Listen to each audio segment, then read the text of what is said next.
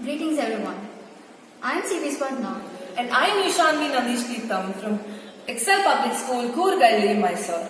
Following the pandemic, a majority of the activities, including education, shifted to the online mode. Many students were unable to access education because of issues such as bad network or no network at all. Due to this, access to online education was also not possible. A study by the Azam Premji Foundation showed that almost 60% of school children in India could not access online learning.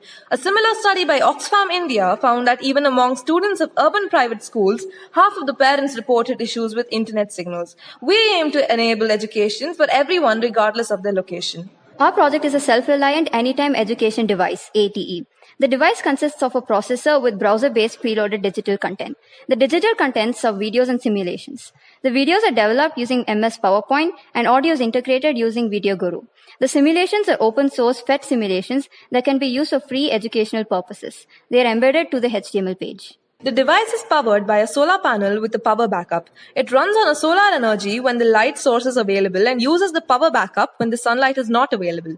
The processor with the display comprises digital content that is available in two languages, English and Kannada, thus implying that the content is available in more than one language. The device is also connected to a sound system. We have also included a timetable in our device where students can interact with the subject experts through our ham radio system during the scheduled time. To interact with subject experts, we used ham radios. Ham radios are different from typical radios. It provides two-way audio communication using another ham. Ham frequencies have short and long ranges. VHF radios can be used for long-range frequencies covering 3 to 28 kilometers of range. It can be increased up to 60 kilometers using VHF beam antenna.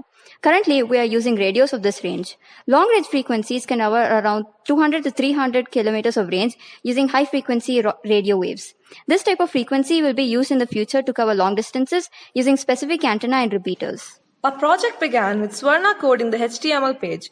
On the HTML page, the two self-made videos created were encoded along with a simulation.